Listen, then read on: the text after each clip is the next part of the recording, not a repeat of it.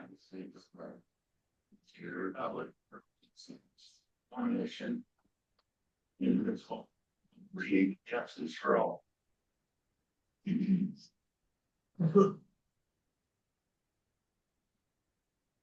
Take a motion to adopt the agenda. Motion to adopt agenda. Second? Second. All in favor? Aye.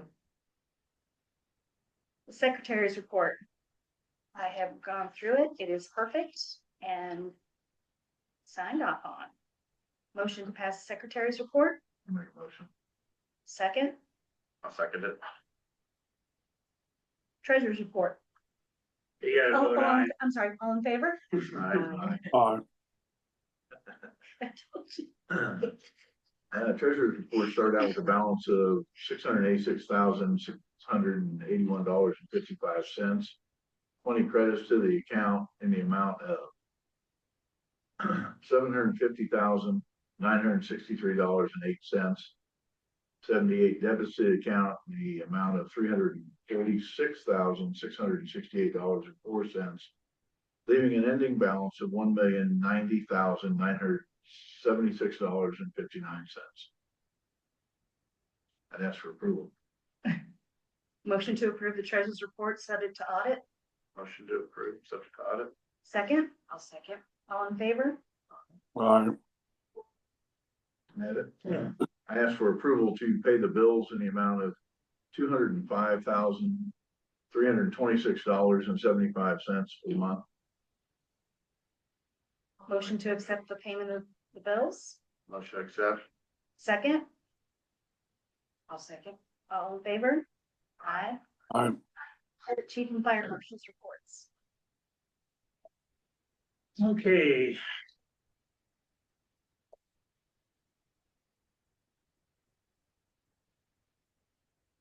Chief's report, January 26, 2020. That's supposed to say 26. 2026. Fleet status. Preventive maintenance and DOTs inspections have been completed on the following apparatus. The project will be ongoing over the next month. So engine 12, truck 17, truck 12, and squad 12. Brush 46 had the tires replaced on it. We also went ahead and did the PMs because they were due as well. 1299 ODN completed repairs on the satellite dish. They charge us for only one part and the labor. They are going to be researching a new style of dish that eliminates a lot of the moving parts, so we don't have these problems anymore. And we have also purchased a TV and streaming device to enhance the command capabilities. Chief Weberg and I will install that next week.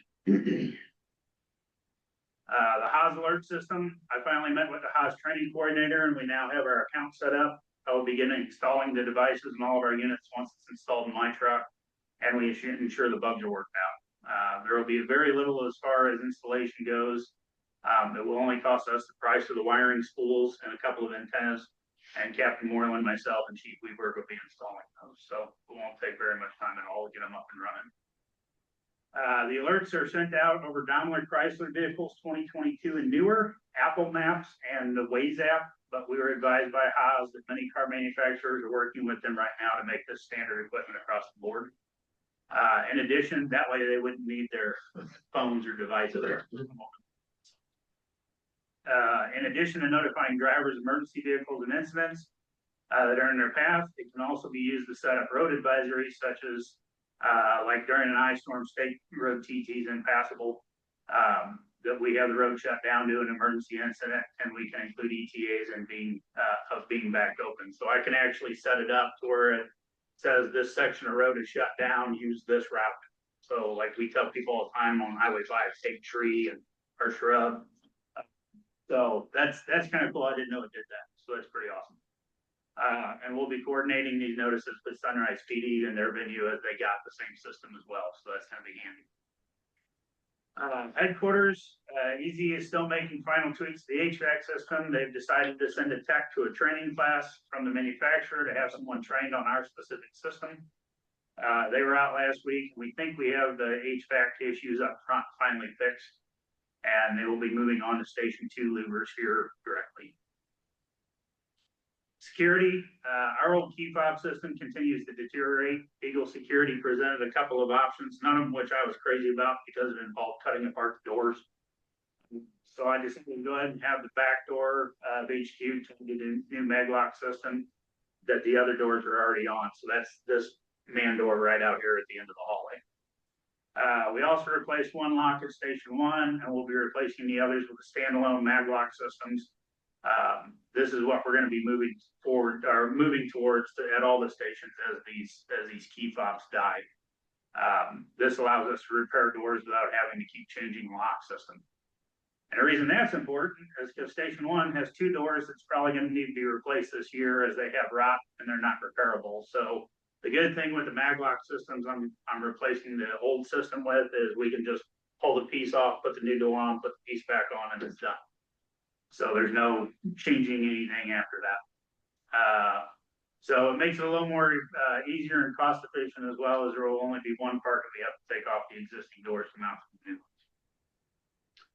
Station 3, one of our staff members slipped and fell in the bathroom. While he wasn't hurt, he caught himself on the sink and broke the new vanity. So Chief Weaver is going to be replacing the vanity. Staffing, we had 3 applicants for the open position. One applicant was sick and could not make the interview. We hired William Isaac. I still don't know how to say his last name. Darley Rimple. Common spelling. Who comes to us from Mid-County Fire District, and he is going to be starting on February 9th. We also set up an interview with that 3rd applicant listed above for a part-time position, and he called no show to the interview after he said he was interested. So at this time, we're at full roster. Lieutenant Parker remains on medical leave, and Private Lyon remains on military. So we're still down 2 people, even though we're at full roster. Part-time positions, I purposely held off posting the part-time positions until after our full-time positions were filled to eliminate any confusion. I'll be posting those in the next couple of weeks. Promotional exams, promotional process was conducted on the 19th and 20th. Team company officers Bossman and Tyler Austin applied. Austin was promoted to lieutenant and assigned to Station 4 Engine 42. Lieutenant Udall will be transferred to Station 3 on truck and assigned to Truck 12. So Udall's currently a lieutenant at 4 House, but he's got seniority, so he's going to move out to 3s, and Tyler's going to move 4s.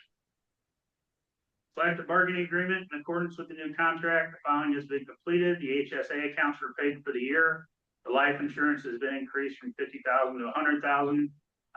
There was only a $200 increase in the price per person, so I thought it was going to double because we were paying $500 until now.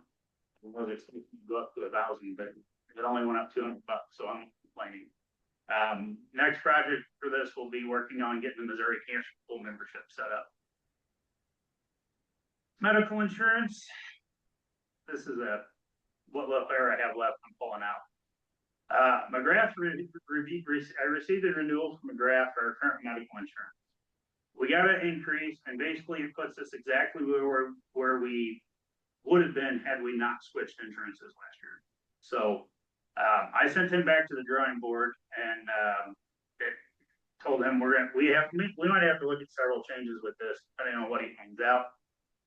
When I have more information, I'll bring it to you guys, and I'll bring the shop in to help them make this determination, because we might have to change like deductible coverage and things like that. I mean, any insurance person I've talked to, the response is always the same: just raise the deductible, keeps the premium down. Well, that's fine. We reimburse the deductibles. So your fix for that doesn't necessarily fix it for us. And at the end of the day, I'm going to be spending so much in deductibles, I might as well just cover all the insurance and be done with it. So we have McGrath looking at several other things, but it was not happy, and he so. Dispatching, we continue to experience issues with dispatch. I met with the administrator at the beginning of the month, and they're working to address the issue. Many of the problems we've experienced are training issues on the new CAD system.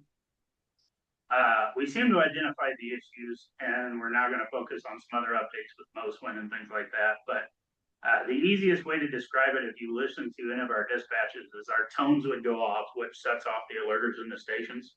And then we got absolutely no audio at all. Like the dispatcher should have been talking in nothing, open air. Basically what it come down to is with the new CAD system, there's an indicator light that is on while they're setting off the tones. And then once the tones are completely gone through, the indicator light goes off and they can speak. Well, they weren't doing that. They were just speaking as soon as the tones were done dropping. So that indicator light stayed on because the computer thought that the tones were still going on. So we would literally not get half our dispatch. And I actually told the administrator, or asked the administrator, if I'm not gonna get all my dispatch, can I only pay half the fee? Cause this is ridiculous. So, I think we've got it fixed. We'll see on that. Who's a vendor for that? You know? Well, they've got like 3 of them. I have to go back. He said it numerous times to me. But I can get the name of the vendor they're currently using. The vendor's not the problem. The problem is they threw the system in and they didn't train anybody.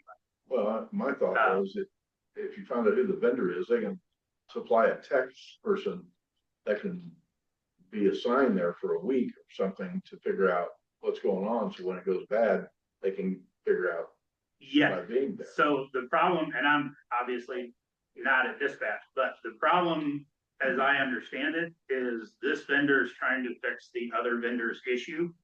And once they get everything worked out, they will probably do something like that. But the first vendor that installed everything had never done a countywide dispatch center. It was their first one ever.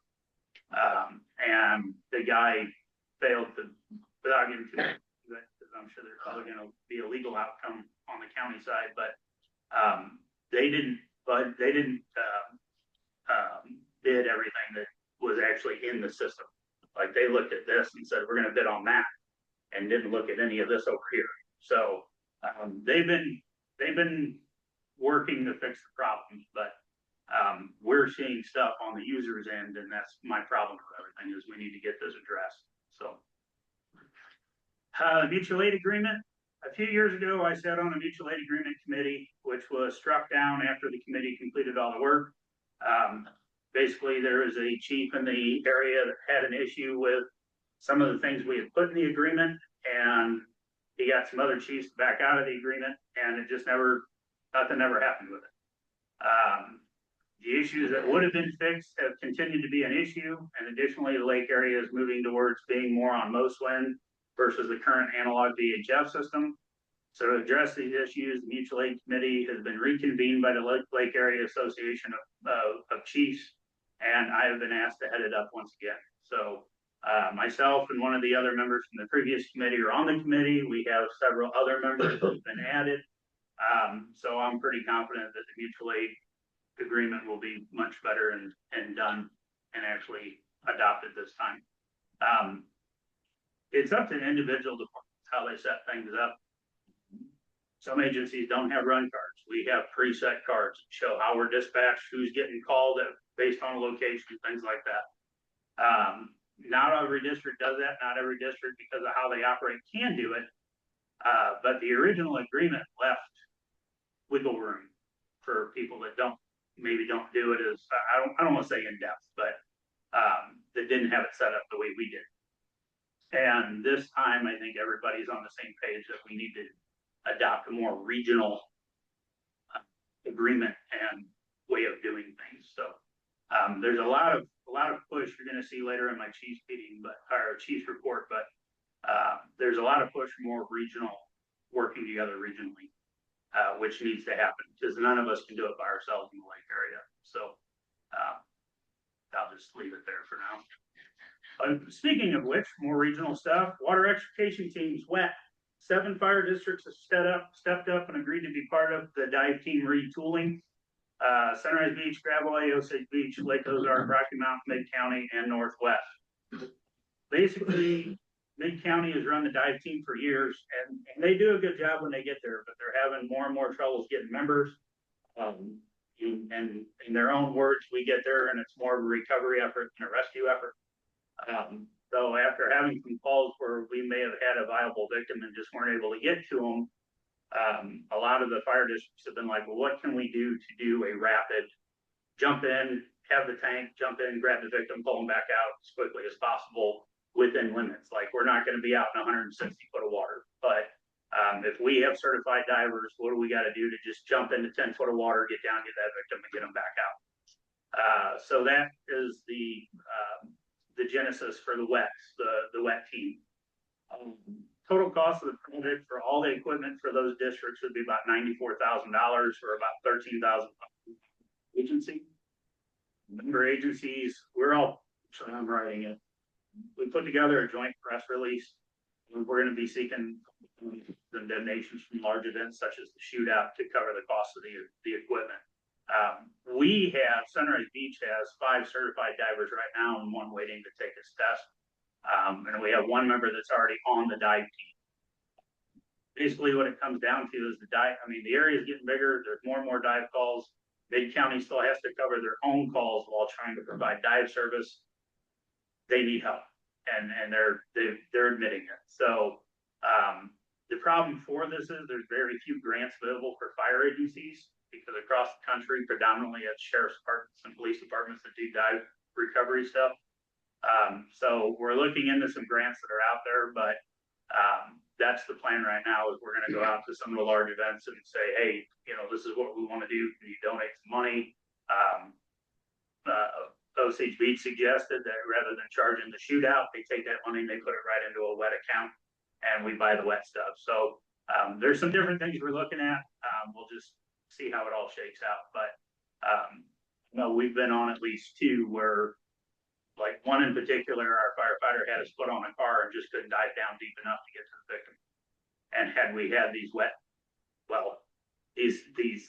I won't call them wetsuits, because that's a whole other thing. But basically, it's a vest with a small tank, the flippers, and the goggles and a computer. I'm not saying the victim would have been saved, but we'd have gotten him out a heck of a lot quicker if we'd have been able to get down with a weight belt and get him back out. So we're doing what we can to alleviate that in the future. So we'll see. In addition to adding the dive equipment to the participating agencies, we also hope to outfit Gravois they have 2 rescue trucks. One of them they still use as a full-on rescue. The other one they parted out, but it's still a good truck and it's their reserve. So we're hoping to get 2 full scuba setups on that truck too, and basically distribute more of the dive equipment to the Lake region and set that up as a second truck. We're also discussing, because of the manpower needed for these dive operations and some other specialized equipment, we're discussing adding an overhead team or command staff to these responses, and possibly even 1299 to these responses. So that's in the early planning stages, but this is going to be a great thing if it gets off the ground and it looks like everybody's full on into it. So I'm kind of excited about it. Last year we purchased 3 suction equipment. Last year we purchased 3 suction units for EMS calls. Previously we had used hand powered devices, which were not very effective at all. These new units were well received and way more effective than our old ones. So at the beginning of the year, I purchased 3 more, and this puts one of these suction units on every first out truck. So the LEPC, Local Emergency Planning Committee, purchased 3 ProPack foam units. They purchased 3 for us. They purchased some for all the lake area agencies. We've got 3, 1 for each boat, and then 1 to go on an engine. Last year they purchased environmentally friendly foam with no carcinogens. It's better for marine life if you use it on the lake. But these packs can be used in wildland fires, boat fires, all sorts of stuff. So it's just a portable foam pack. They're about $1,400 a piece, and they went out and bought them for everybody. So we were happy to receive. Federal reporting software. FEMA has updated their mandated reporting software from NFIRS to NARIS. If you remember when we were doing the grant stuff, I talked about NFIRS and how we report to the federal government. This is the newer version of that. We report to it in order to get grants. ESO is pretty awesome. They made kind of a seamless transition. Chief Odenwald went through the training and then went out and taught it to everybody else. So we actually went online with NARIS about 2 weeks for everybody else. Awesome. Software provider, oh, I just said that. They also helped us to they transitioned us on the platform, but it was up to us to convert all of our past data. And the three captains got with Chief Odenwald and they had it done in about, 2-3 weeks. I mean, that was a monstrous amount of data they were able to move over. So, I want to give a shout out to them. It was a massive undertaking and Chief Odenwald and the captains got this done in record time. We were able to switch over before the required deadline and everything's working great. I can't put into words the scope of this, but Chief Odenwald deserves recognition for coordinating this and providing training on all this, on the system and all the shifts. And part of that is because they said, hey, we're going to go to this new NERS thing. It's going to be awesome. And everybody got all jacked up to do it. And then they went, we're not ready yet. And then they put it off about 6 months. And then out of the blue, they're like, oh, hey, by the way, December 31st, we're switching. So it was kind of a bombshell drop on everybody, but drop it. Elections, only the 2 incumbents signed up for board elections. This qualified us for a no election, and all the paperwork has been submitted to the county clerk's office and the Missouri Ethics Commission. We will swear in Director Dill and Secretary Prater at the April meeting for their new 6-year terms, at which time we will also hold position elections as in our budget. Training, this month's mutual aid training is mass casualty incidents and triage, which keeps getting canceled because of the weather. But Chief Odenwald has secured funding for active shooter training in 2026, intro to peer support, and instructor 2. We will also be the training site for rope rescue technician this year, which will be hosted by Gravois in March. There's a huge need to bring rope rescue technician back down here after the first 2 classes we had in the region. There's a lot of people that it garnered a lot of interest, which is awesome. The problem is like Sunrise Beach can't ask for the same funds with something like this 2 years in a row. So Gravois asked if they could get it. They were awarded it, but we're going to teach it here. So 2025 Sunrise Beach people completed over 7,000 hours.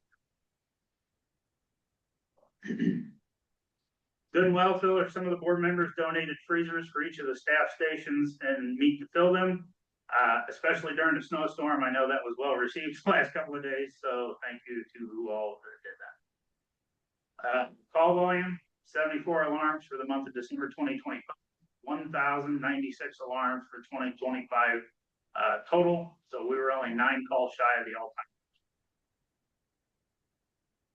December 2025, we had 3 structure fires, 2 natural cover fires, 53 MS alarms, 0 extrications, and 9 calls for public assistance.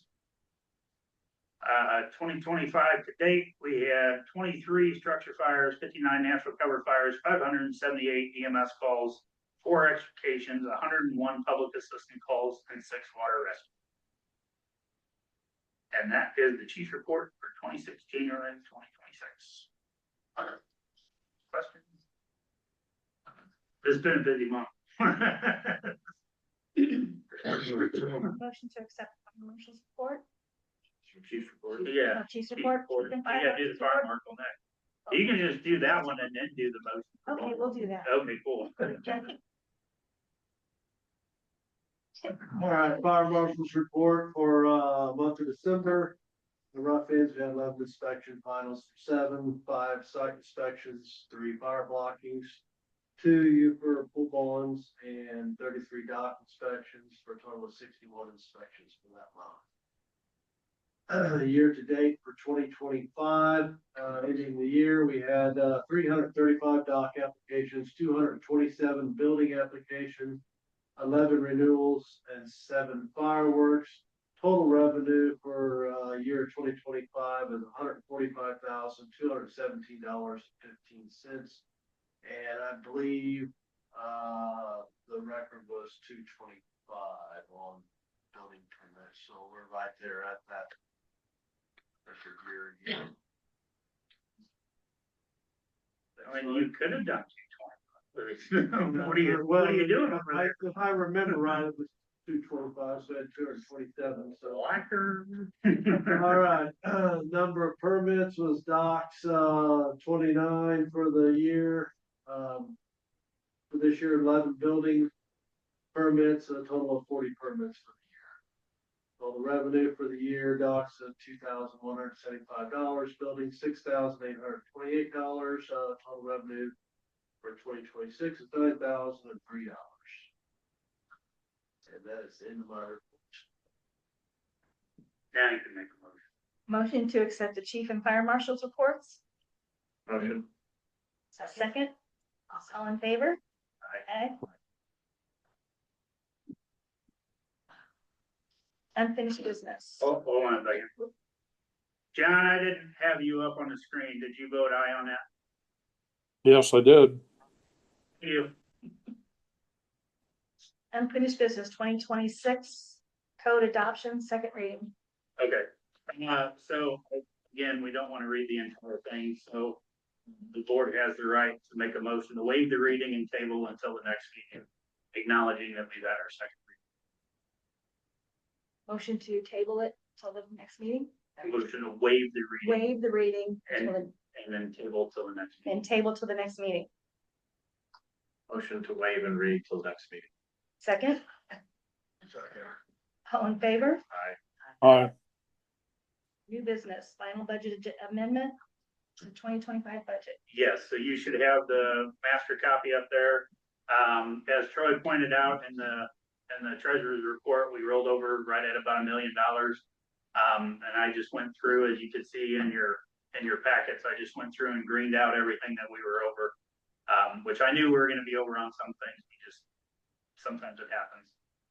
And we didn't do an adjustment in August because I was still dealing with a brush truck. So all in all, we're square for 2025 and with money left over, so. Motion, And we already received some money from the taxes already, some deposits. So, yeah, so that's in the treasurer's report, that's what he was talking about, the 785,000. Right. So we get, just break it down through the year. In February, end of January, February, depending on when they send it out, we get our first big check. From Camden County alone, that's like on average like 2.6 million. And then about right at 100,000 for mortgage. Then we get a lot of smaller checks through the year, that either people paid late or however they're doing their taxes. And then at the end of the year in December, the last week, we get our back tax check. So it's got some new tax money on it. It's got all the back taxes that were paid up until that point. So the 785,000, I think is what you said was positive. Right. That was the big check for the end of the year. motion to accept the final budget amendment, 2025 budget. I'll make a motion. Second. All in favor? Aye. Aye. Public comment.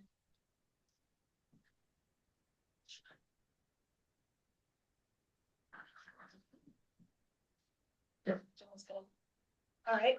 Wait a minute. What is the deductible on your medical that the district pays for the place? Well, it depends on if they have dependents or not, but it's 3,000 for a member with, a family member with dependents, or a firefighter with dependents, and it's 1,500 if they don't have dependents. And then everybody gets $3,000 under HSA, under the new contract. So the total deductible right now is about $6,000. So they're kind of reimbursed for half of it. They're reimbursed for, unless they have dependents, yeah, a little over half, because they get 3,000 in their HSA, so that's half. And the other half is based on it.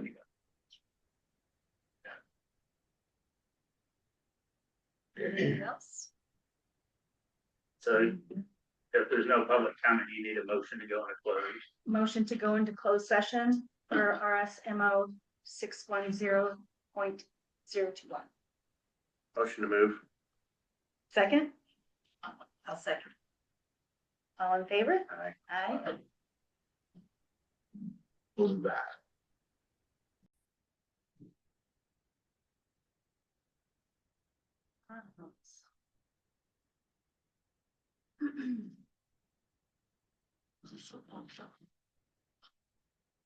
Motion to reopen the regular session?